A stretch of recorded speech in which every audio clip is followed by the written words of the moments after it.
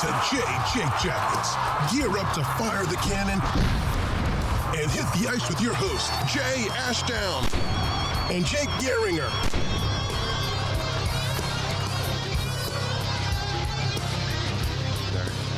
I'm having a good start to the year. The Blue Jackets aren't. The Blue Jackets aren't, but I am. I'm trying, man. I'm trying. The job search and everything. Yeah. Just trying to start on the right foot. Trying to start right. But yeah, new year. Nothing feels that much different yet. No. Feels like 2020, 2021, and now the start of 2022 have all just kind of blended in together. Everything's just, yeah. Everybody's just kind of like, we're here. Yeah, no, we jumped from 2019 to 2022. There's just a really big gap in the middle of it. There's a huge gap, and the last thing we all remember is Columbus sweeping Tampa Bay. Yeah, and then Tampa has taken it personal ever since. And it doesn't matter who we have on the roster. There's really not that many players remaining from that 2019 team on this roster still. Especially the big names. Yeah, because like who are the big names from that team? Well, Panarin, Bobrovsky, Duchesne, albeit he was a rental. Yes. Josh Anderson, David Savard. David Savard, yeah, like God, even Ryan Murray was like Ryan was interesting because he turned into way more of a defensive guy as he progressed in his development. Yeah, it seemed like because that was the big thing when we got him. Number 2 was this is a good two-way defenseman, and it's not to say that he's not talented offensively. It's just it's not shifted. Where we thought it would be. No, because he had so many injuries that his offensive game just didn't develop the way that you had hoped. It didn't translate, so he just turned more into the focus into the and he's fine in that role. I mean, when he's healthy, he's a fine defenseman. Yeah. Not like we've seen him recently. No. Because he's in Colorado now, isn't he? Yep. Mm-hmm. Yeah, so. He's with the Devils. Now he's an Avalanche. And I mean, he's around still. Good for him. Yeah, I mean, making a little money. First Kepi Keeper of 2022. You started the last one by just giving a double Kepi to Kent Johnson. Who do you give it to? Who the fuck do you give it to after these last 3 games? After the last few? Yeah, I was going to say. Holy shit. Who the hell do you give it to? Because they've been 1-3-0 since our last show, which was. What was the one win? We had a win since then? The one win was against Nashville. Oh, the one in the yeah, like I guess. All I'm focusing on right now is they've lost 3 straight games. Yeah, and it's been and 2 of them they just got absolutely slaughtered in. I mean, good God. I will say that it's been a pretty decent time for guys named Jake. Maybe not myself included. I suppose. So, but I'm going to give it to Jake Voracek. For game 1, number 1,000. 1,000 games in the show. Hoping for 1,000 more. Yeah. It was really, really nice of the Blue Jackets to win it for him. Ugh. Man, at least he got to smile and have fun with it, and the tweet from Max was cool. Yeah, I like that. That was nice. And then, did you see his interview when he got asked about it? I didn't. What do you say? I think it was like Svoboda or Portsy that asked him like, what does 1,000 games mean for you? And he was like, it means I'm old. This is classic Jake. I love him. I'm glad he's back. It's just been frustrating. Mm-hmm. Mm-hmm. Mm-hmm. You know, and it's not that we shouldn't have expected struggles. Okay. No, okay. They are regressing to the mean that we expected from this season. They weren't supposed to be a playoff team, nor No. close. And we both said on this podcast many times, the start is nice. We started 12-6, and we were like, this is cool. This is fun. This We is nice. said it But in the preview for the division. that we picked this team to finish 7th or 8th. I can't remember which one we did, but I think I we said both said, I think we both said 7th. yeah. And you know, we both picked Carolina. I think we both picked Carolina to win the division. Yes. But yeah. Yes, we did. And You still need to do your Kepi real quick. I know it's hard to think about. I've been thinking about the player I'm going to give the Kepi to is a player I think I've been pretty hard on this show. But has really is the reason I've been hard on him is because I've known that the talent is there. I've wanted to see more of it. I wanted to see more consistency out of it. So I'm going to give it to Tex. I think he's really starting to come into his own. Well, he also really needed this kind of season that he's had. He desperately needed it. Because if you have another season like last season, you're going into the next season like, well, what the hell do you have with this guy? And he's definitely stepped up. He's, he's been scoring. He's on the COVID list right now, which sucks. Which really sucks because he's finally coming into his own, and the second that he comes into his own, he gets COVID. I don't know if he tested positive, but he's at least on the protocol. I'm pretty list. sure I saw a tweet today that he did test positive. Sucks. And then we got to see his one-handed magical shootout move again. Yeah, his move is incredible. It's apparently a lot of fun. Apparently it's got a title. Was it the French poke? Specifically called the French poke, yes. Yeah. That's what I thought. It's like, wow. So yeah, they named it, huh? This guy in 30 games this year has 11 goals and 8 assists for 19 points. 19 points in 30 games is pretty good. It's what we've been hoping for from this guy. It's what we needed to see after the last couple of years. Because you saw, when it wasn't there, and you knew what you wanted out of him, and he wasn't providing it, and now he is. Yeah, I mean, well, you picked this guy. What was he? 45th overall in 2017. He comes over in the 18-19 season. He scores a goal in 2 games in the regular season, and then he comes in the playoffs and scores a couple of goals against Tampa, and he shows the energy. He's young. He was only 19 years old when he was playing. Then very rare spot to draft him out of too, since he's a Frenchman. Like, he's just a straight up Frenchman. It's like, we talked about we talked about countries that are starting to grow the game. Yeah. In our last show. And we mentioned like Denmark and Switzerland, Latvia, like Germany, countries like those who are getting progressively better, getting more NHL talent. Yes. France is definitely one of them. I mean, they've had France definitely they've had just Belmar like for a couple years. Oh, he is straight up French, isn't he?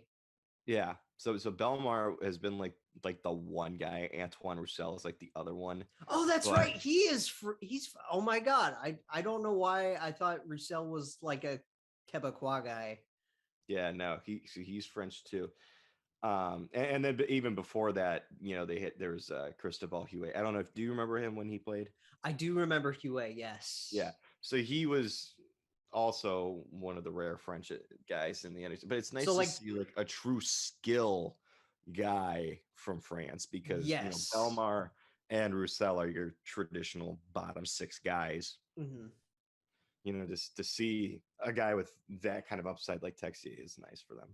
Oh, absolutely. And it's good for the French market, especially because that's a hockey market that you don't necessarily think, it's like, hockey coming from France, right? Yeah, no, you wouldn't think it at all. But yeah, I like the text pick. I hope he He keeps hit. it up. I mean, I've said you've He heard needs me to. on this podcast several times. Because the talent's there. We just wanted to see more consistency from him because he came out in the 1920 season and the 2021 season. Um, he played well in like the first like couple weeks and then Mhm. just evaporated. Right. It's like you And see these flashes from this kid, and he's young. You just want to see more. he's young enough to where you can excuse the lack of Yeah, production. no, 100%. It's just as you grow your game and as you get older, that's when you want to start to see the consistency. Mhm. Because if you don't progress that part of your game, then it becomes a question of, well, what are you? Right. And I didn't want that for him. So to see him actually be able to keep it up it's been one of the few bright spots, I would say, as we've really struggled these last couple of weeks. Yes. Speaking of struggle, oh my god. So I don't even remember the Nashville game. I thought that ended in regulation because this doesn't even say shootout or anything like that. We tried to have a show around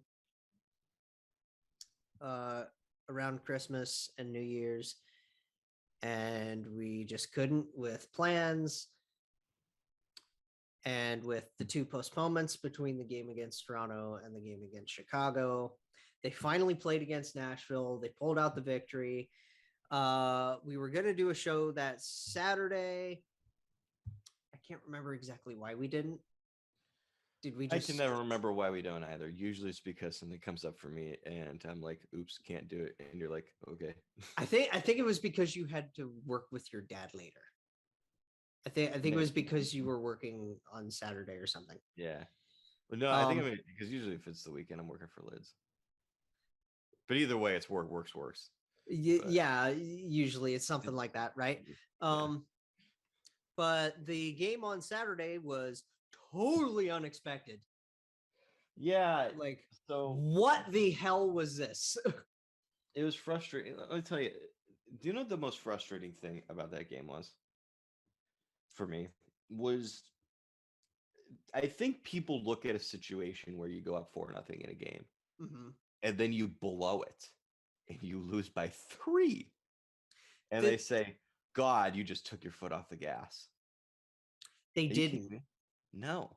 They just didn't. They were outplayed for 60 minutes. Yes. I don't know how the hell they were up 4-0 to begin with. Because you look at the shots after one and they're already getting doubled up. Yeah.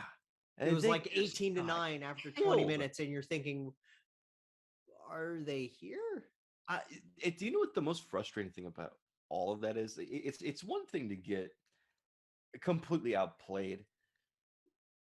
It's frustrating that you can't get up for a game against the Carolina Hurricanes with the Carolina Hurricanes rookie goaltender in his 3rd NHL game.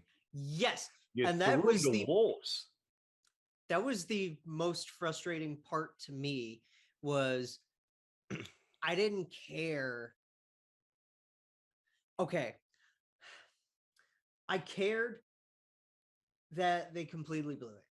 I cared. I was full on Steve Dangle mode, where I was like, really? 6 unanswered goals? What are you doing? And then the empty netters are. What are you doing? Yeah. What are you doing? So the situation is. I just wanted to see Tara get his first win. Same. Was that too much to ask? He was playing so damn well. It and looked then like he gets hurt. But then he got hurt. And now you have to bring in Elvis, who's already hurt and mentally cold. He's free. I don't even know if he was expected to be on the bench for that game, was he? I don't think so. Like they had him at the last second, like, I guess he can be on the bench if necessary. And of course he has to go into that game. He just did not have his head in it. And at all. And Carolina's got all the momentum anyway. They go into a period with all the momentum. They're facing a goalie who's not 100%, who's cold, and a team that they just caved in for 40 minutes. And for some reason, despite those circumstances, you're still up by 2 goals. All the Blue Jackets had to do was put in a decent 20-minute effort of hockey, and they could have gotten a point out of that game. Literally pull in Islanders and just swarm them, and all you needed was good defensive play. I mean, and they couldn't even do that. And here's the thing that's and this is a tweet from Mark Shag, who we mention all the time on this podcast because he's awesome. Yes, he's a good friend of ours. Columbus Blue Jackets. Yes.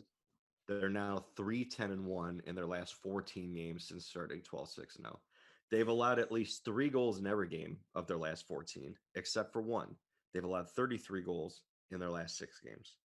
They still have yet to hold an opponent under 3 goals on the road in a game this year. Now, teams have road struggles. They have road struggles, and it's fine. But all the time. That's honestly home versus that's not my concern right now. Calgary is literally the exception to the rule with that. Because God, Calgary's the weirdest freaking team on this planet. Do you know what my issue with this team is the most as I look at this season? Because like we said, we discussed. We haven't even talked about the other 2 losses. Because the reason I'm bringing this up is because they connect to the other 2 losses. You know, they get absolutely killed by Tampa. Just murder. Losing to Tampa. God, did anybody go in expecting to be the freaking Tampa Bay Lightning or the Carolina? I didn't. Expect after getting Point back, after getting Cooch back. Also, it's just like I said. I know that they've won back-to-back Stanley Cups. Tampa Bay still takes that Columbus loss personal. They do. They get up for every time. Every time they play the Blue Jackets, they kill them. They get up for it every time. Yeah. That absolutely was personal to them. So and it's still there. Like it's still there. No matter who is on the team, it's still there. That's not something that just goes away. No, it doesn't. So, I mean, God, are we going to blame the Blue Jackets for losing 2 games to Carolina and Tampa? No, I'm not. However, it's not the loss. It's just look at it. It's just the way they're playing. I mean, we got a quote from Brad Larson. Let me pull it up here from Aaron Portzline. That's just, it's kind of a hilarious quote in a way. Mm-hmm.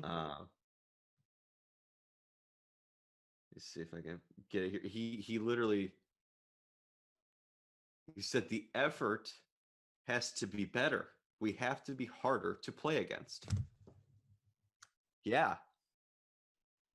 No shit. How many times? Let me tell you. How many times? How many times have we heard that exact quote from Torts? From Torts, from Nick, from Boone? Here's the thing, that when you're a rebuilding team like the Blue Jackets, and we didn't expect this team to be good, the one thing that I desperately wanted to see out of this team this year, because when you're rebuilt, here's the thing that I think people forget sometimes about rebuilds. Mm-hmm. Rebuilds aren't just you make trades, you draft guys, you develop them. In 3 to 4 years, you're going to be good. Now we're okay with sucking. That's not what a rebuild is. No. A rebuild is you are drafting guys. You are developing those guys. You're hoping those guys will be good in 3 to 4 years down the line. That's when you're hoping to compete. But for the present, while you're not winning, it's a tryout. Who is going to be on this roster 3 years from now? You've determined Boone Jenner is going to be on this roster 3 or 4 years from now. Yes. You gave him an extension. You named him the freaking captain. Zach Werenski is going to be on this team 3 to 4 years from now. Yes. You gave him a massive extension. You're building the decor around Zach Werenski. Yes. You made the trade. You traded away Seth Jones, determining he will not be here long term. One of the main pieces you got back in that deal is Adam Boqvist, very young kid. We'll see if he's here long term. I think he will be here long term. I imagine he's a guy 3 to 4 years down the line. He will be here. You trade another piece from that trade was a 2nd round pick. You flipped it for Jake Bean. You another extremely young dude. who you expect him to be here 3-4 years down the line. Yes. Elvis, you gave him an extension. Okay, so there's several. He is your guy in net. Yes, he is your guy. And now it's determining other pieces. We talked about Tex. Well, Tex, this is a question: is Tex going to be here 3-4 years down the line? If he continues to play the way he's playing, the answer to that question is going to be yes. Patrick Laine. But Patrick Laine, that's. Should we talk about that? We can talk about. Okay, listen.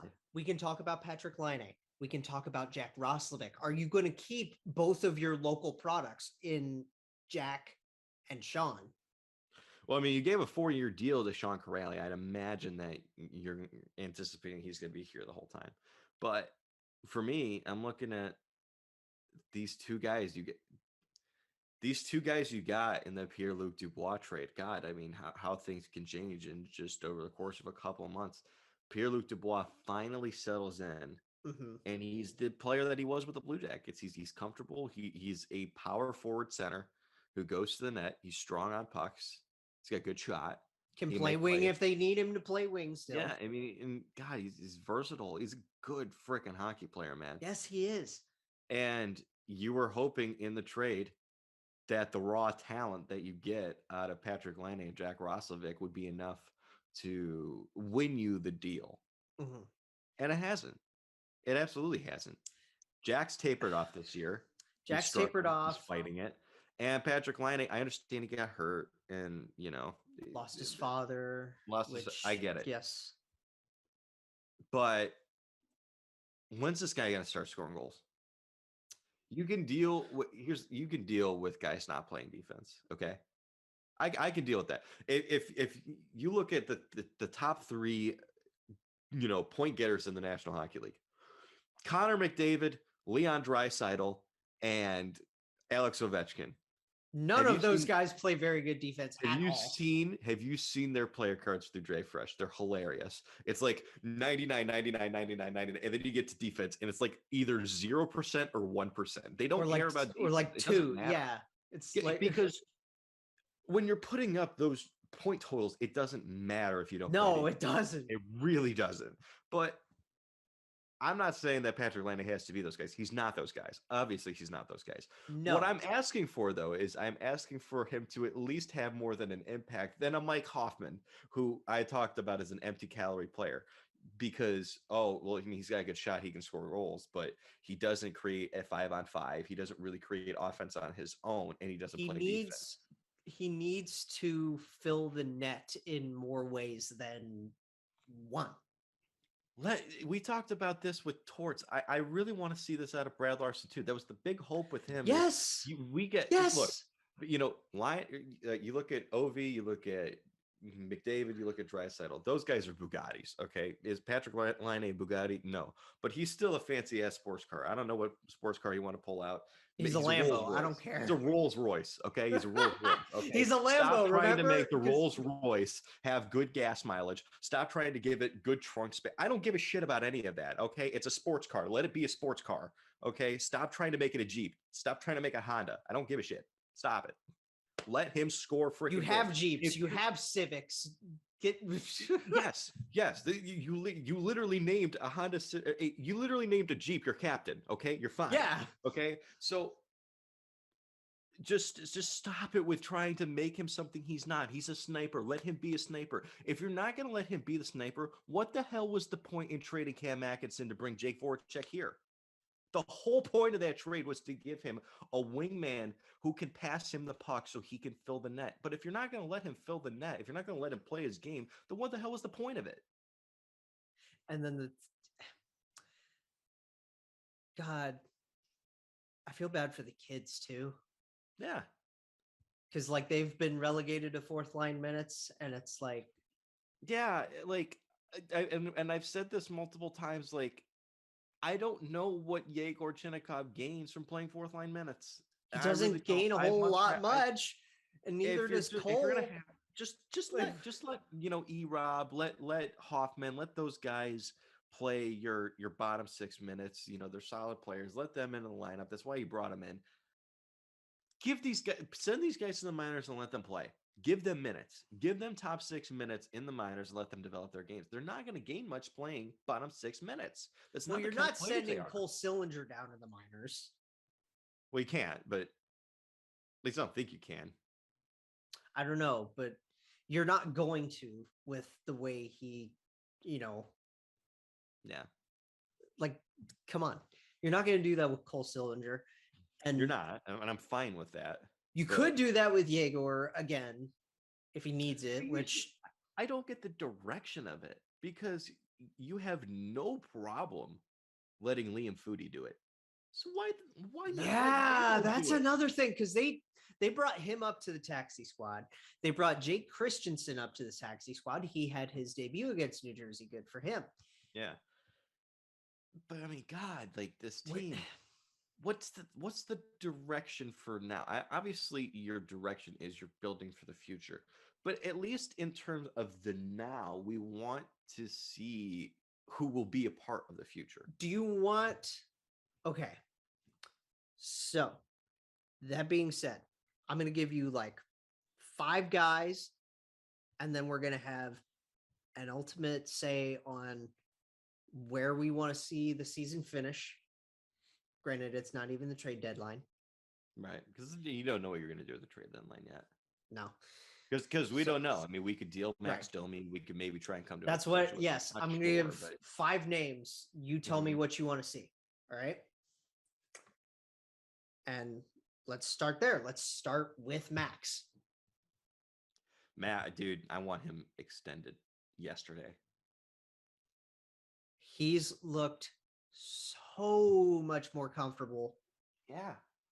He looked like a guy who was, I mean, you talk about, we've talked about Torts and how like disastrous last year was.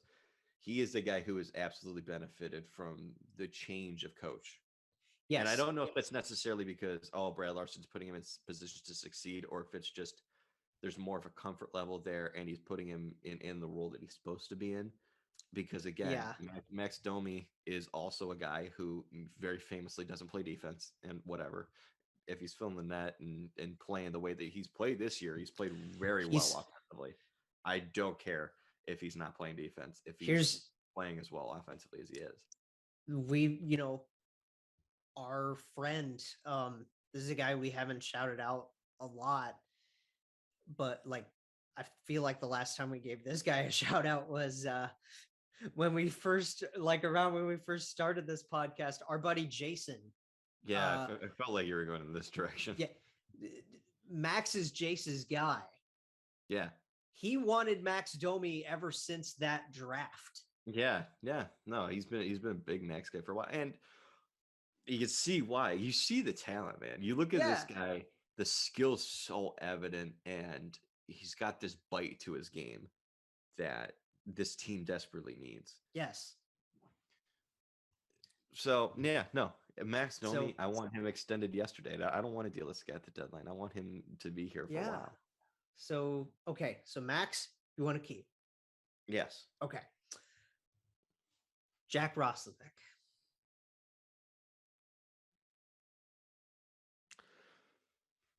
It depends on the number. It really does depend on the number. If you can get this guy signed to like a 2-year bridge deal, you keep him. I would keep him. I think it's a down year. Here's the thing. I think what you're seeing, we saw last year, he was unbelievable after the Blue Jackets got him. And this year he's really struggling and he's really fighting it. I think the truth of who he is lies somewhere in the middle of it. I don't think he's actually as good of a player as we saw last year in terms of the consistency of the point production you're going to see, but I don't think he's as bad as what we've seen this year. He's a 25th overall pick. I think he's a guy, realistically, if he's playing in the middle 6 as a center, he can put up 15 goals, 35 to 40 points a year. Which, late if the number's rounder, if the number's not ridiculous, I would keep him. Absolutely. And I mean, when the trade first happened, we were both, and a lot of the fan base was like, oh my God, we got a kid coming home. Because that was And that the unexpected part of the deal where we've been hearing the speculation for a while. Oh, it could be just PLD for Line A. And then we get the trade and we're just like, oh, the Blue Jackets also put a third round pick. And it's like, whatever. And they also got Jack Roslovic. And I was like, oh my God, like, okay, all right, it's happening. This is exciting. And, there is a lot of excitement with him for good reason. He's a Powell kid. Come Yeah. on. It's like how awesome is it that we have 2-3 guys in the lineup now that are local products? It's nice. I mean, I definitely I get it's that nice it's to not see the like progression of hockey in Columbus. Yes. Specifically. But I get that that's not like the main draw for getting Jack Roslovic. Right. But he's a Powell kid. You wanted it. The ultimate thing was guys who want to be here. Exactly. And in an era where you had just seen Panarin leave, Bobrovsky leave. And then PLD requested a trade. And this fan base just has the scarring permanently from the whole Jeff Carter ordeal. Yes. That's just never gone away with this fan base. They wanted to make it a point. We're going to get guys who want to be here. And having hometown guys helps. Exactly. It's hard not to want to be from your hometown. Yeah. So, I mean, I get it. Like, I understand the draw with him. And there's definite skill there. We need to see more consistency out of him because we've seen him be consistently good last year. We've seen him be consistently invisible this year. The truth lies somewhere in the middle. Ultimately, what comes down to it to me is the number. Yes. I would round it out with Patty, but I mean, he's an RFA. We know how Yarmo is with RFAs. It's going to be a nose to the grindstone kind of, negotiation. If this continues and we're not seeing the offense from him, I don't even know. Like I'm not saying you don't tender him an offer because that's terrible asset management. You have to. But I think he should be, at least as of right now, with where things stand, he should at least be a trade candidate. I guess that's fair. But I want to make it work with him, man. I really do. But at the end of the day, if they're not going to do the things necessary, if their direction with this team isn't with him and the way he plays hockey, then there's really no point of him being here. Right. And because if they don't want to build, their offense around a guy with his play style, and they want guys who play more two-way games. If they want more Oliver Bjorkstrands on their lineup, that's fine. I'm not going to complain about that at all. Well, no, because Oliver is fucking fantastic, and I'm not just saying that as an Oliver homer.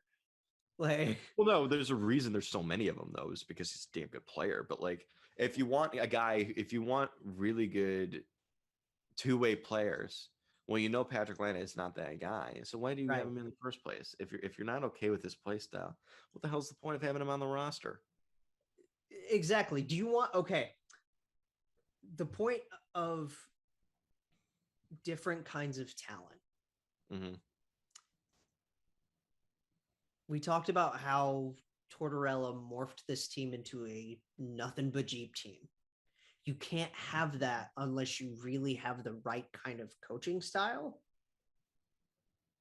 Right? Because you look at the Islanders and Barry Trotz. These guys know how to have those forwards buy into the defensive system. Yeah. We've talked about this many times. And I know that the Islanders are struggling this year. We know that. Yes. But in terms of what we've seen the last 2 years when they came, God, I mean, you can make an argument that they should have been in the final. Yeah, you can make an argument they were the closest team to winning the Stanley Cup in both those years because they were the closest team to Tampa in both those years. So the talent's there. The Islanders, it's not working this year, but I think I chalk that up as just a down year. The reason that it works is because we said this many times. The forwards buy into the defense. Yes. And the defensemen chip in offensively too. it works. As long as they're fully healthy and they're getting the goaltending, it's a team that works. Yes. No, the Blue Jackets aren't close to that right now. But the they main also point that I have about Brad Larson and my issue with him so far, and I said at the beginning of the year, I wasn't a fan of the hire. I was more than willing to give him a chance, though. I'm still going to give him a chance. I'm not gonna reserve my judgment after what has it been, like 30 some games. Yeah, I mean, barely around 30. I mean, the Blue Jackets have played in a total of 32 games. Okay, I'm going to give him a little bit longer than 32 games to make an impression on me. However, as a rebuilding team, the main thing I care about with this team is I want them to be good at the things that you can choose to be good at. Yes. Effort. It's not there. It's not nearly as good as it needs to be. No, they fall into this trap a lot where they pick and choose their games where they show up. Yeah, and that's God. You know what? And if you're a team, we see teams that do that all the time. But God, Jake, I mean, don't you think maybe one of the we've games seen this way too much? Show up, maybe if you're going to pick and choose your games, God, I'd have to imagine you'd want to pick and choose to show up against Carolina and Tampa Bay. Yeah. You know, if you have an off game, and you don't really show up against Seattle, a bad team, if you don't show up against Seattle, you know, if you don't show up against, you know, Vancouver at the beginning of the year, if you don't show up against the Islanders who are struggling this year, whatever. Yeah. But I'm not going to show up against fucking Tampa Bay. Are you kidding me? How do you not show up for that? The Tampa Bay Lightning, with all that power, the back-to-back Stanley Cup champ, they come into your building and you can't get up for that game.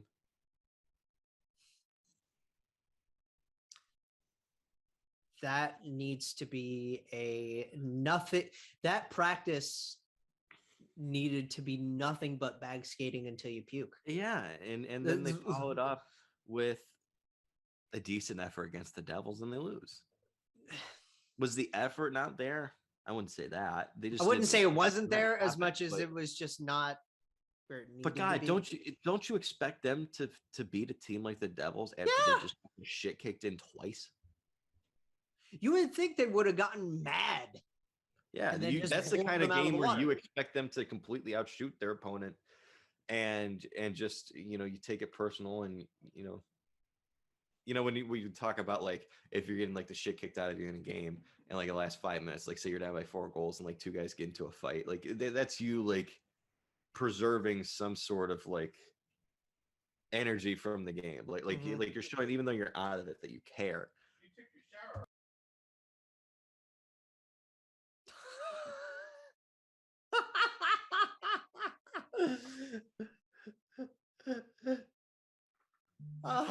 I've been waiting for that to happen. I guess we know you took a shower. You know what? Yeah. For anybody who was wondering, I did. I had a very good shower. No warm water. Good shampoo. All right. We've been waiting for that to happen for a while, have we not? Yes, we have. Yeah. All right. Last guy I want to talk about before we actually start breezing through the rest of these topics, because you've got stuff to do later. The good thing, though, is one of them is not take a shower. I've already done that. Fair enough. The last guy I want to mention, what do you want to do with him? What do we do with Emil Bemstrom? That's been a question that a lot of the Blue Jackets fan base has asked. I find it incredibly interesting. Because he's been here, there, and everywhere over the last like 2 weeks. Let me tell you, Emil Bemstrom's a very interesting guy, because when he brought him over, everybody was just thrilled with the skill. Like, oh my God, we got this guy in the 4th round, and you see the shot, and there's fast a lot as of hell. He's got wheels like crazy. I'm keeping him for the potential, and I know that he's been incredibly inconsistent. But do you want to know the main reason why I want to keep him? Why? Because even when he's not producing offensively, he is maybe the most underrated player on the Blue Jackets defensively. He is In terms of his, I was looking at this because I was looking through a bunch of like player cards because you know me, I love analytics. I'm a total nerd. His even strength defense. Jack is Johnson 99%. Patreon on JFresh, everybody. Don't forget that. His even strength defensive efficiency is 99%. What? Yeah. That's the main reason I want to keep him because God, even if this guy doesn't develop his game offensively the way you could still play this guy in the bottom six.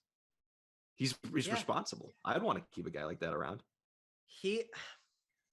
He's definitely one of those players, and they're a unique brand of player where they have a lot of offensive skill that you can see, but the times when you notice him most, when you're like watching him and you know, see what's going on with him is during defensive play.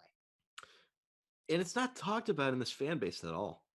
And that's kind of the frustrating thing is, I understand where people are frustrated offensively because there've been situations where you've been like, God, he should have shot the puck there. He needs to trust his shot a little bit more.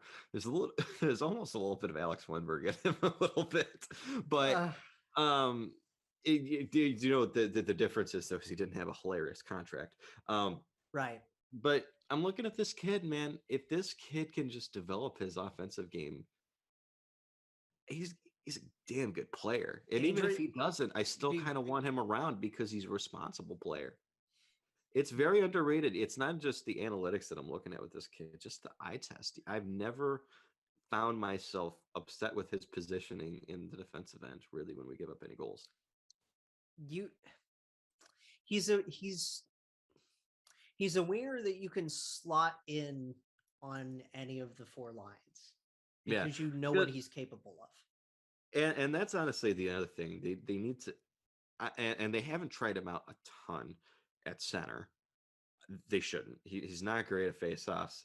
I know that he can play center. I think you need to officially make him 110% all the time a winger, and just keep him in one spot. Try and see if you can keep him in the middle six, maybe particularly keep him on the third line, and hopefully with curls, maybe. Yeah, I don't think that's a bad option. Maybe even put him with Jack. Jack, that would be fun. I mean, I wouldn't mind seeing him play a little bit with I wouldn't mind seeing them put together a line of Tex, Jack, and Bemmer. Ooh. It would be a younger line. You'd have a guy who's very responsible defensively in Bemmer. And the three of them have been inconsistent. It's hilarious. Of the three of them, the most consistent Tex. Well, it's funny because we talk about that. The offensive talent's there. I think maybe they can bring that out of each other. We talk about that and wanting to see the similar kind of players. I know we got to move on, but you want to see players develop into technically each other and mold their games into as all around of a game as you can get it to. Yeah. And you mentioned the defensive aspects that Bemstrom has, right? Mm-hmm. That makes me see a little bit more of Oliver. Yeah, I was gonna say. I was gonna compare him to Oliver in just the two-way aspects of it. Oliver is very responsible defensively. Bemstrom has better defensive numbers, better defensive metrics than Bjorkstrand has. So if the offense starts to come for this kid, that's a damn good player. Yeah. So that's the main reason I'm keeping him around. I'm more willing to be patient with a kid like that if they're that responsible defensively. It's worth it because even if they can't find the offense, that's still a guy that you can slot in your bottom six. He's not a liability. You know, like if Jack's not producing offensively, his impact's not great because he's not great defensively. Right. If Line is not putting the puck in the net, what else is he doing? Yeah. But if Bemstrom's not putting the puck in the net, he's still contributing. He's productive. Yeah. Yeah. And that's ultimately the main reason why I personally believe that they should keep at it with him. So, to wrap this, of the few guys that we mentioned, you want to keep Domi, Yes. which I would love to keep Domi. Mm-hmm. We'll see. Yeah. Uh, Extend Domi. Jack, we'll see. He's got to prove himself a Depending on little the bit number, better. I keep Jack. Yeah. Yeah. Keep Bemmer Mm-hmm. and just hope that the offense comes. Yeah. And even if it doesn't, I'm still probably keeping him. Interesting. The guy that I have the most interest in moving is Patty. And I desperately. And I hate that you say that, but I know, but here's the thing, Jake. Like the problem is, I don't run the Blue Jackets. So I know. at the end of the day, if I did run the Blue Jackets, if this was be a GM mode, okay, of Yes. course I'm keeping Patrick Laine and I'm signing him to a long-term extension. And you want to know why? Because I'm putting him in positions where he could be a sniper. The problem I have with it is not necessarily with the player; it's how he's being utilized. Yes. If you're not going to utilize him correctly, there's no point in keeping him, and that's the reason why I think they should trade him. If they're going to start to use him the right way, then you keep him. Which we thought Oh, it Brad is. was gonna do that in the That's first the place. hope, Like that because was the whole hope. That was the whole reason you made the Voracek trade. Yeah. The entire reason you made that trade was to get him a guy that can pass the To puck. give him a playmaker just for him. Yeah. And God, if you weren't going to do that, then you could have just traded Patty and kept one of your snipers you already had on the roster in Cam Atkinson, who liked being here. So, like, maybe that's the reason they keep him. Maybe that's the reason they keep him, because they made that move for him and they're going to try and make it work. But this isn't going to work until they just let him be him. Yeah. I don't know. So they got to get that figured out. They play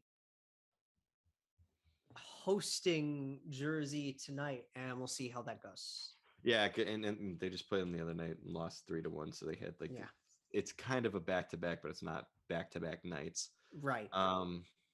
Hopefully the effort's better. God, I'm just frustrated in general because another guy I've been very hard on this podcast is Corpy, and he played well enough to win, and it feels like he's had some horrible performances this year and last year too. The last 2 years have not been good for him, but it still feels like every time he does put forth a good performance, they're like, this is the perfect night to score 1 goal. Everybody else just doesn't show up when he's the only one to do so. Yeah. And then, you get some nights where you can't put the puck in the net, and that's the night that he allows, 6 goals. Like, I don't know. Personally, nothing. Well, they also, okay. So now you have Tarasov's hurt. Elvis is hurt. Corpy, I don't know if he's even around. You're literally dealing with pretty much just JF Berube right now. And the Corpusalo experiment has to come to an end.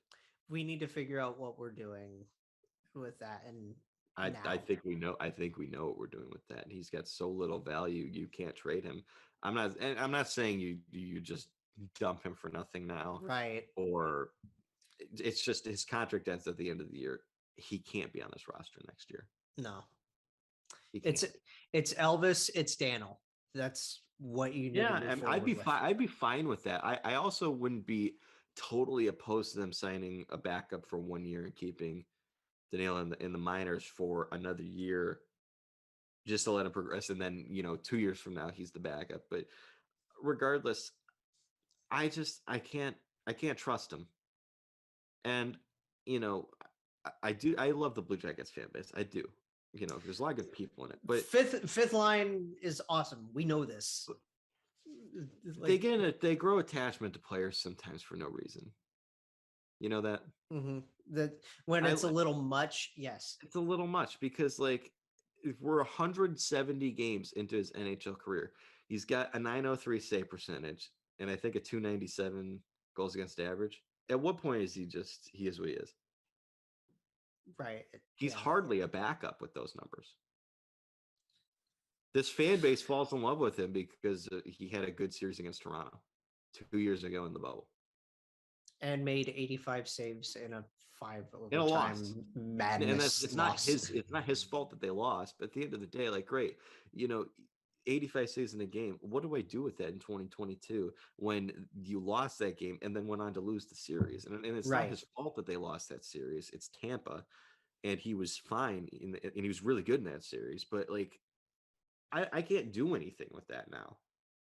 I can't do anything with that now when he stops. What would he stop, like 20 of 22? He was good and he was good. He was good in the Devils game. Yeah. His first good start of the year, it feels like. They still lose.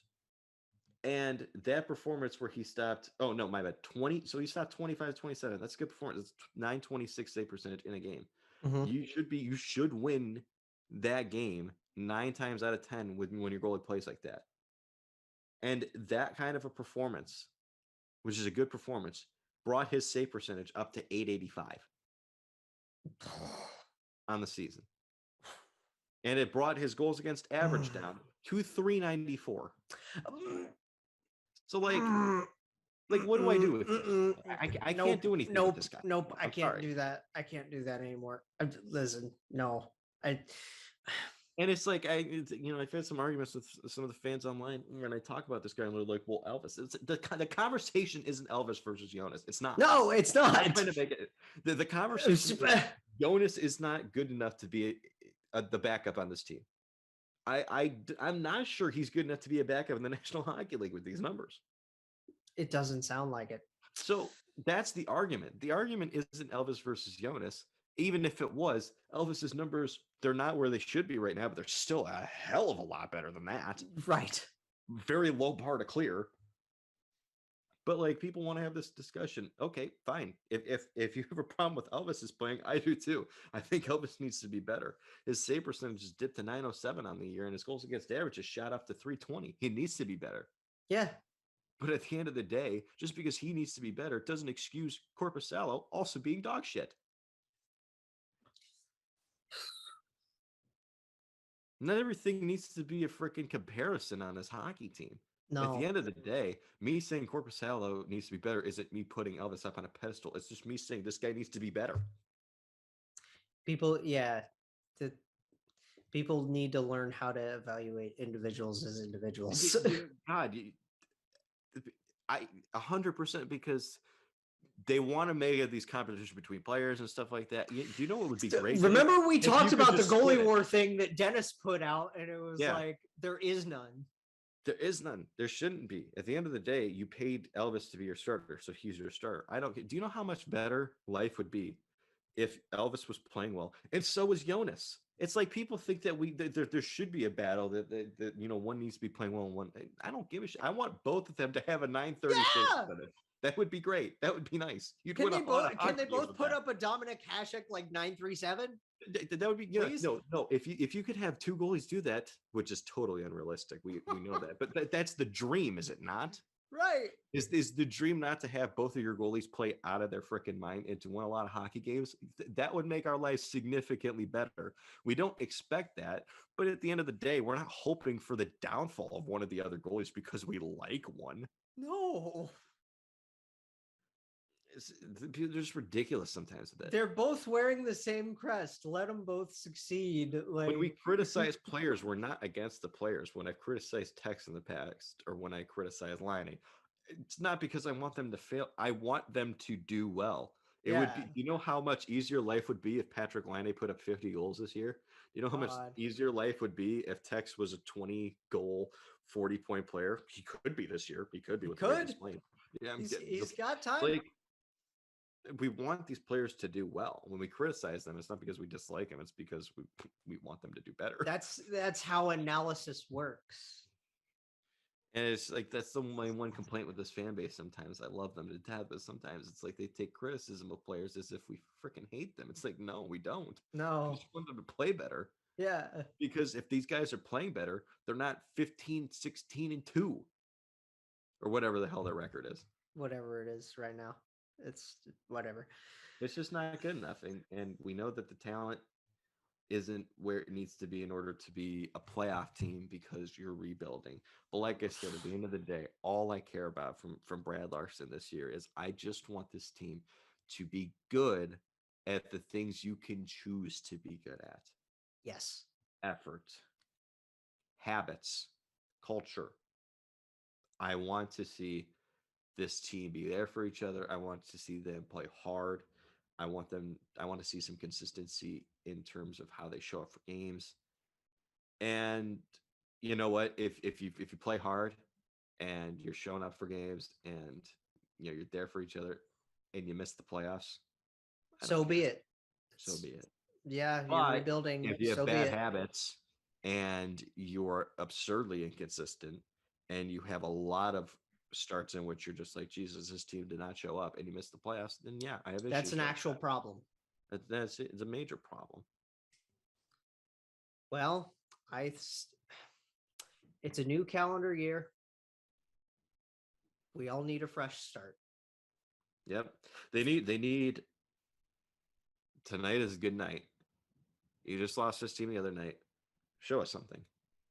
The Devils are a young team, and I like what they're building. I like Jack Hughes is really freaking Jack good, is man. unbelievable. He's unbelievable. Nico is a fantastic captain. Nico's a good player. I mean, I've talked about this a lot with Devils fans. I know that you want more offense out of a guy that you're paying over $7 million for. He's a good captain for that team. I think leadership, he's fine. I think, his analytics are very good. So, I mean, he's a very responsible player. Dougie's being Dougie. Yeah, Dougie's being great. Ryan Graves has been amazing. He's been really good for them, man. Been very good for them. That's been a very, very underrated pickup in the offseason. Jesper Bratt's really good. Jesper's definitely come back into his own. Guys like Kuokkanen, a lot of their bottom six guys. Kuokkanen's having a rough go of it, but there's still potential with this team. They're another team that wasn't expected to be that great this year. The big thing for them is they need to get Mackenzie Blackwood back on track. Mackenzie is one of those goalies that we know has the skill and has the potential to be one of the best there is. He needs to get back there. Yeah, it's been a struggle for him, but he played well the other night against Columbus, so maybe that's what he needs. Maybe that's a turning point for him. I hope it is. But except for tonight. Yeah, it'd be nice. I want to see them. Tonight's a good night to try and turn around a little bit because if you don't, you don't. The last thing you want is for this team to get into a free fall. Right. Anyway, all right. Now to the rest of my notes here, because we spent this whole show talking about the Blue. God, it's crazy. The show about the Blue Jackets. For once, we actually talked. We haven't talked about the Coyotes or Canucks yet. Right. Exactly. So it was immediately after we put our last show out because we talked about the World Juniors.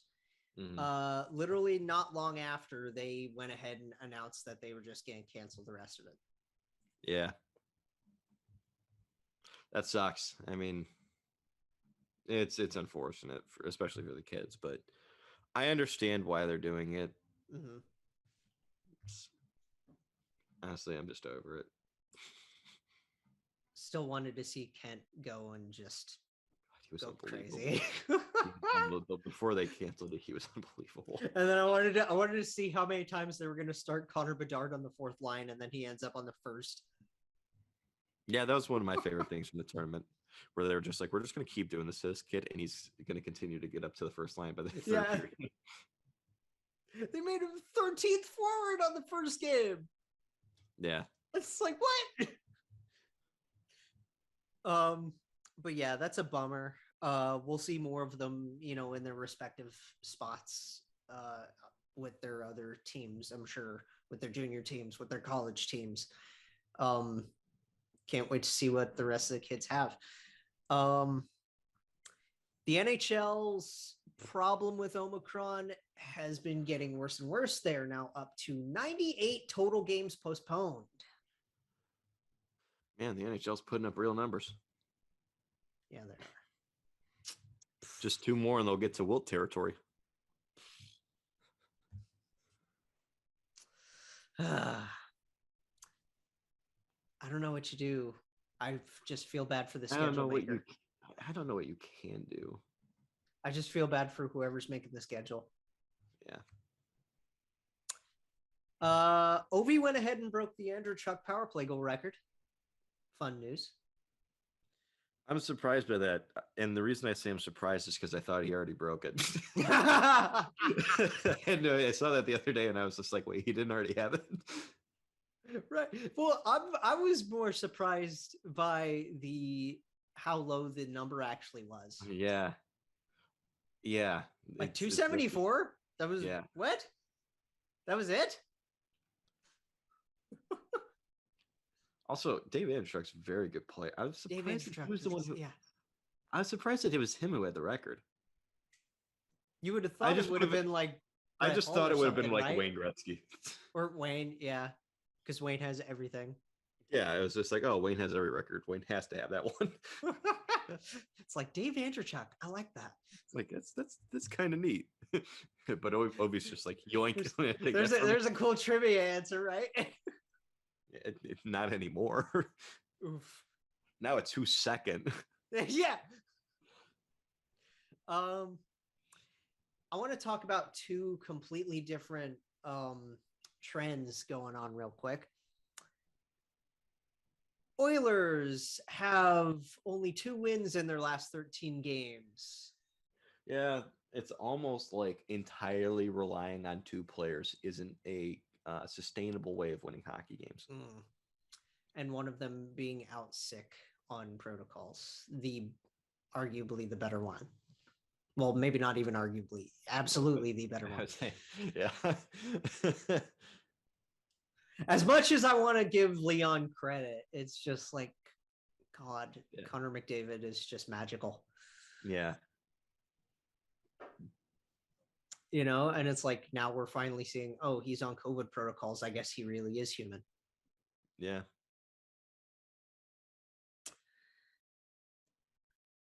But yeah, they're off to a terrible, horrible, no good, very bad stretch. Doesn't help that Mikko hasn't been great in net. They have no defense. They have no offense. They rely a lot on Duncan Keith and Cody Ceci. So they rely too much on those 2 when you should try to ease Bouchard in there more.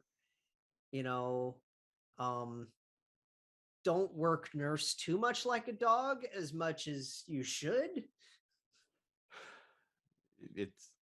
They're just not constructed well.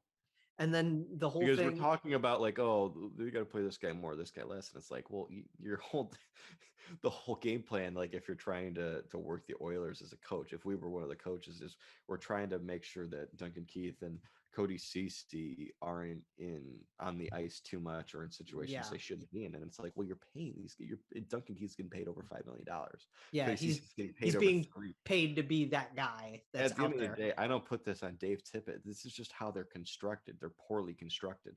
Speaking of Dave Tippett, did you see his whole beef? Air quotes. I saw that stuff that was going on with Koskinen. No, what'd he say? Something about like, I don't know. I think they took it out of context where something amongst the lines of like, this guy's kind of dog shit. Something along the lines where he was specifically calling out Mikko for not being good enough. And then Mikko said something. I think he was trying to just defend the fact that it was like, no, it's more of everybody. It's not just me. So maybe I'm getting it totally flip-flopped, but I don't know. So Mike Smith this season has played in 6 games. He's 2-2-1. Yep. With an 898 save percentage, a 376 goals against average. Mikko Koskinen is played in 19 games, 12-7-1, but with a 900 save percentage and a 900 even. Yeah. So like, God, it's almost like when you build a team around Two guys. Two guys who are. I mean, Mike Smith. I don't want to crap on Mike Smith too much. I mean, Mike Smith's old. He's had a very He's had a good career. decent career. Had a really good career. Yeah. Very underrated career. Yes. But I mean, he had a really good year last year, and then you're just like, you know what? We're just gonna run it back. So we're gonna run it back and They didn't give him any help. They were just like, we're gonna run it back with these two guys. Did you see? It was sustainable. Did you see Greg McKegg in the goal? And then he was just like, he gave Mikko a push, and then Mikko just like completely flopped. No, where is Greg McKegg these days?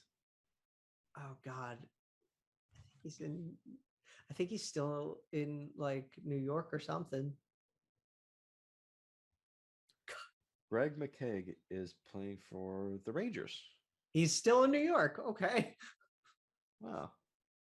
Good shit. I had no idea. But yeah, he was like, he could have been on the Ducks for all I cared. He crashed into the net, and then he was like inside the cage of the net, and he was trying to get out. So he gave a little bit of a cross-check push to Mikko, like by the ass, essentially, and then Mikko just went like just. he hit Mikko Koskinen. Yeah.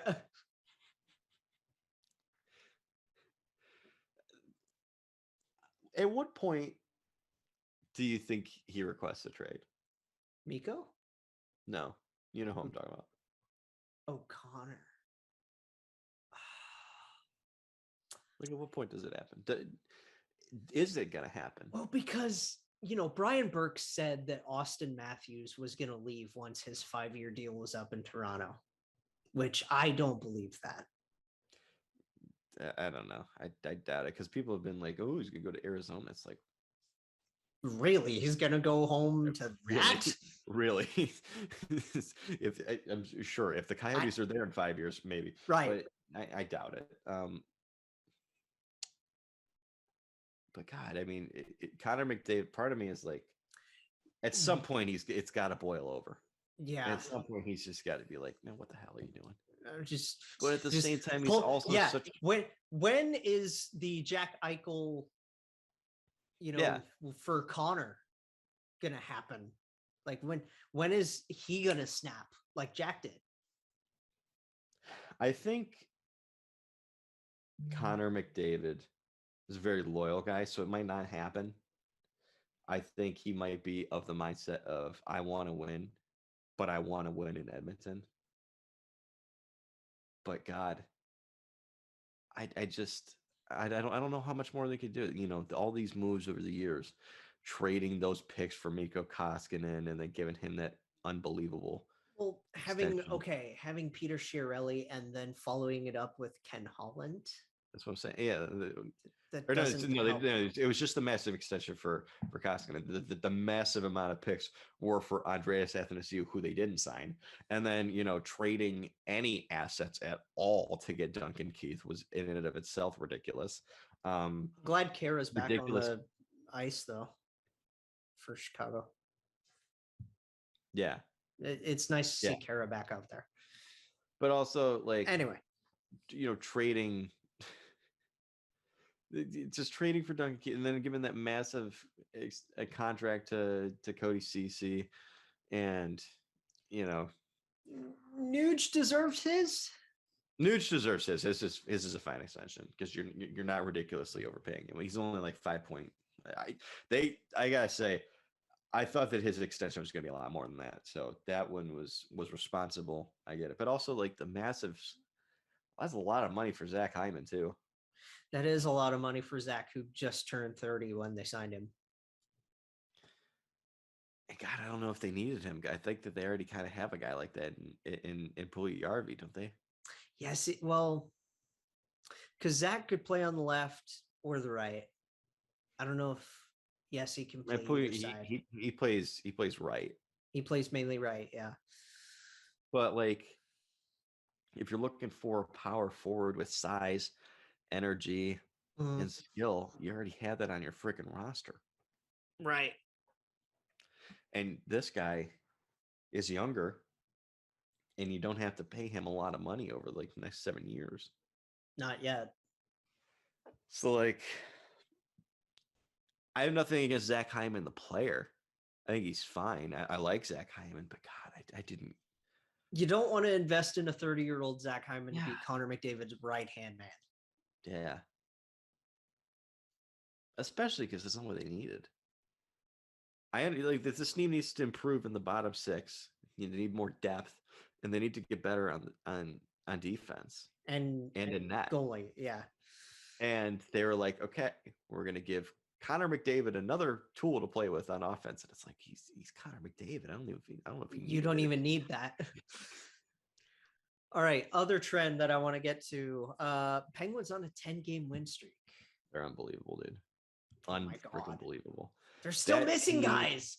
That team is a backup goalie away from being the most complete team in the National Hockey League. And Gino's almost back. I mean, Kapanen's been extremely cold, and they're winning freaking hockey games. Jeff Carter's been wild. in and out. Yeah, I mean, he's been all over the place. Our other Latvian dude, Teddy Bluger. Teddy Bluger, from Riga, Latvia, I think. Yeah.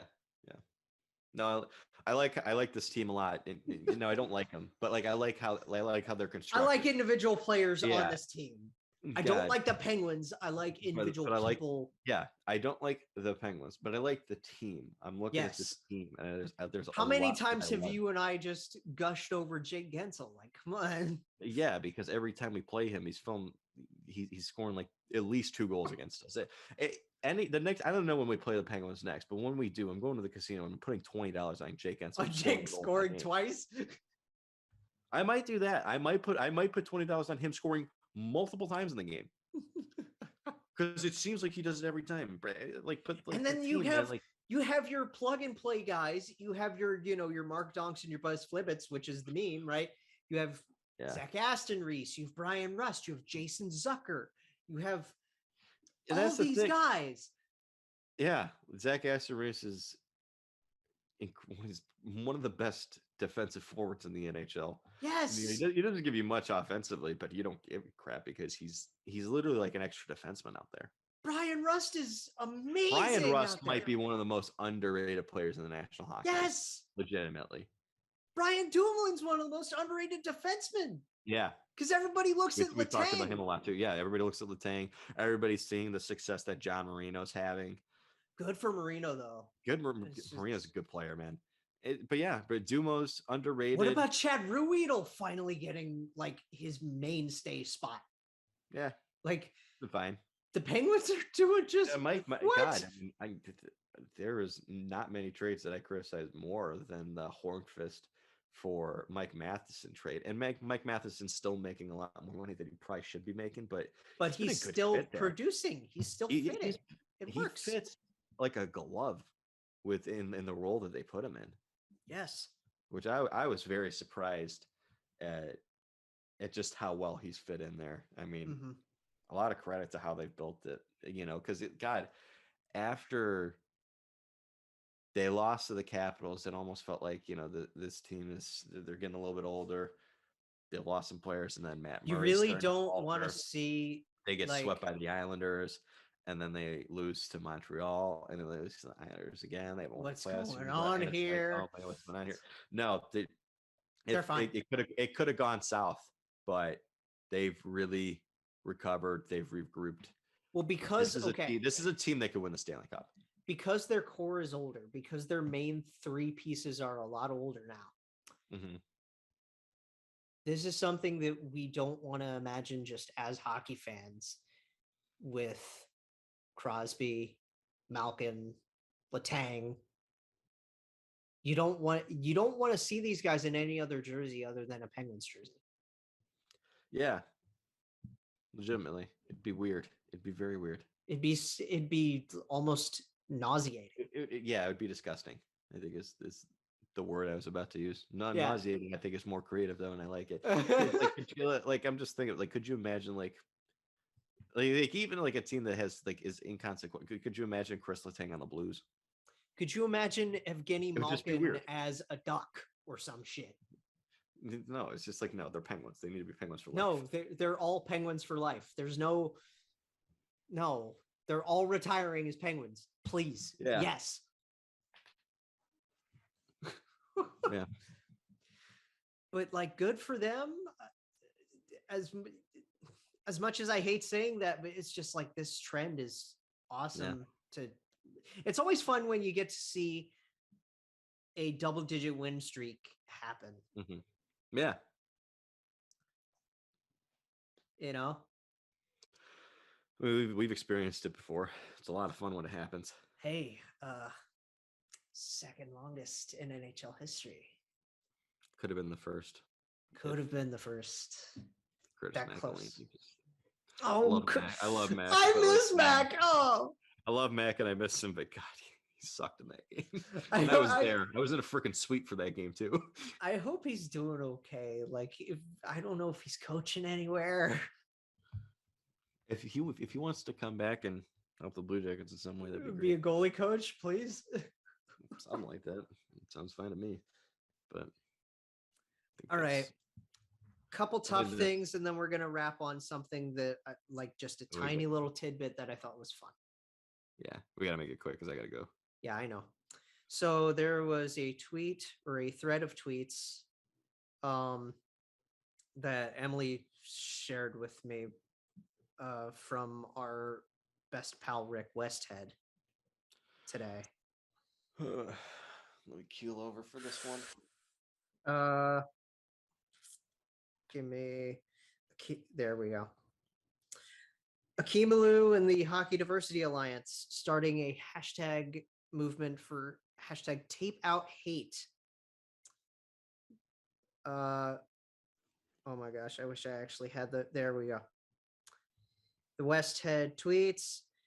Alu, there have been other spots about racism in hockey, but I think this one is the verse that hits you right in the face. It doesn't skirt around this. We've heard these hateful words forever and still see them in our social DMs. Essentially, they made jerseys for the Hockey Diversity Alliance that have slurs on their jerseys that these players have been called. Interesting. To call attention to it. Right? Right. Kadri shared, a Swiss player in the 2010 World Juniors called him a slur. Alu's angry that the NHL refuses to allow players to appear in this ad wearing their NHL team gear.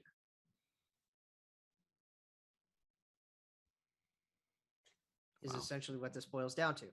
Yeah. Alu, it's sad that the PA is supposed to support the players, decided not to on a topic that is integral to growing the game. NHL spokesman, this is part of the league's collective use brand guidelines. This matter falls under league and team guidelines for logo use. So I guess it has something to do with the marketing, but at the same time, we talk about this time and time again, the culture change that needs to happen. Yeah, we've spent countless hours on it, haven't we? Oh, here's the quote. Alu's angry that the NHL refused to allow them to wear the. Yep. The league is saying to the current guys like Wayne Simmons, you can't wear the jersey. The pettiness and smallness is so sad. It's another rock bottom for the NHL.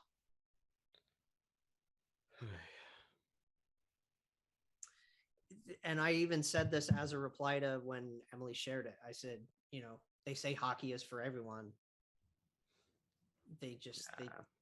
It's all just words to them, and it makes me sick.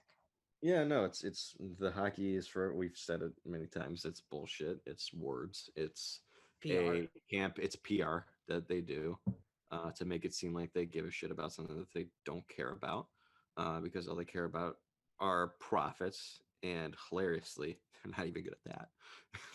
No. It's not a lot. We said it many times. I'll say it again. Hockey, it's the best sport. The National Hockey League and many other hockey leagues that exist out there.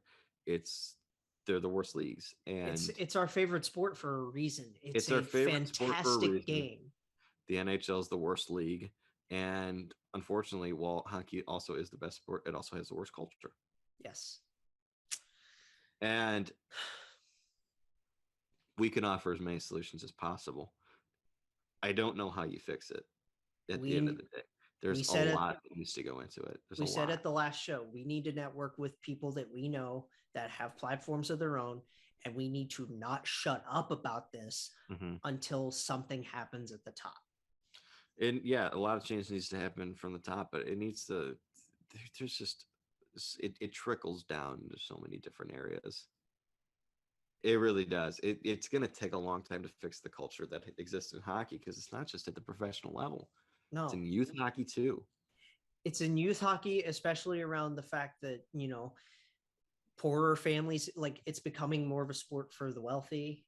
Yeah, it's a rich sport. It's an extremely rich sport, and it's kind of ridiculous how rich of a sport it is. Yeah. But that's a whole other issue. I also want to extend condolences to the Balkind family. Rest in peace to Teddy after the very unfortunate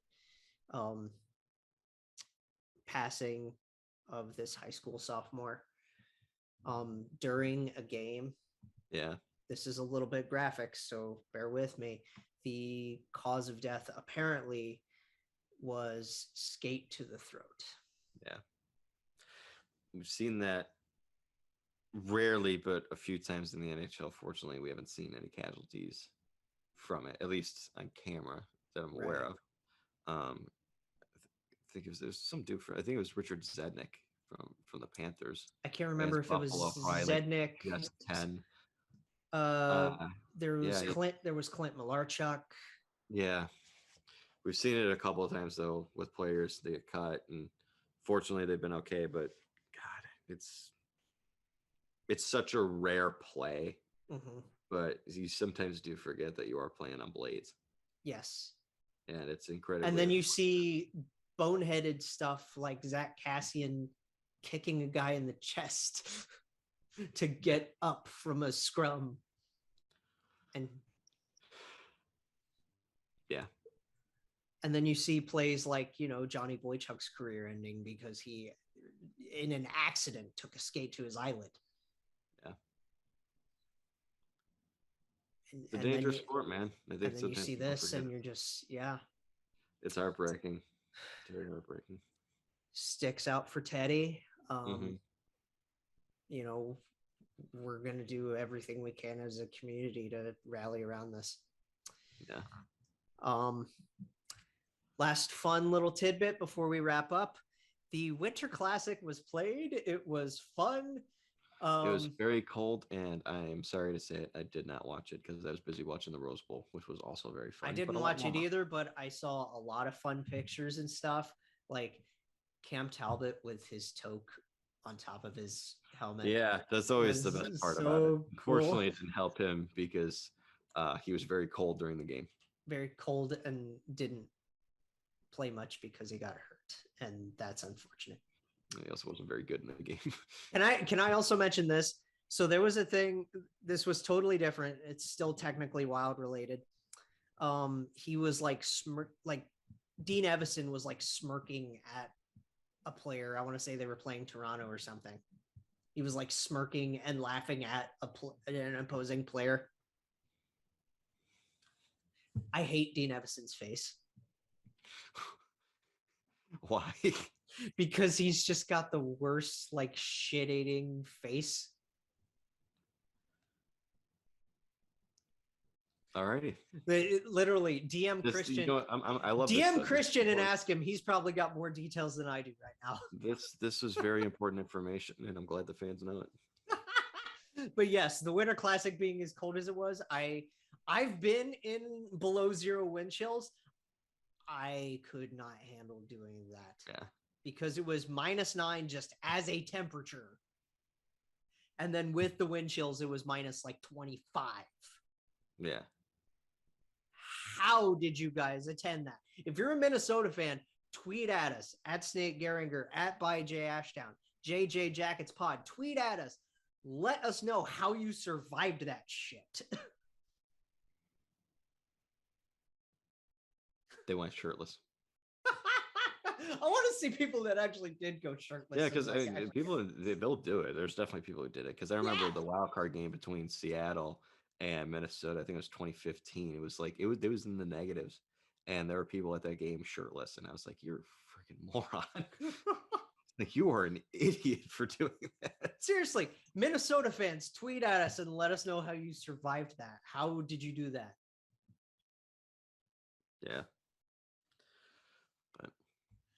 But yeah, we're gonna be back to 2 shows a week now, and it's good to so be we'll be back back- on a regular schedule. We'll be back Tuesday. I'll be working, so it'll have to be later in the day. But we'll be back on Tuesday, and then Saturday. We'll still have a show on Tuesday. Yes. I can't do Saturday. I'll be in Florida, so We're gonna try to do 2 shows a week. no, we're getting back to 2 shows a week. I'm just letting you know we're canceling next Saturday because I will be in a warmer climate and I will be enjoying myself. You have But I will fun be with back. that, man. I will be back Tuesday, and then I'll be back for the Tuesday after that, and we'll get back to 2 shows a week for that. So I'll be back at Canisius. It'll be easier, and yes. Okay. All right. See y'all later, everybody. Jake Jackets, a podcast for fifth liners and all puckheads around. Follow the guys on Twitter at Snake Garinger, GARRINGER, and at by J Ashdown. And subscribe on YouTube or wherever you listen. March on.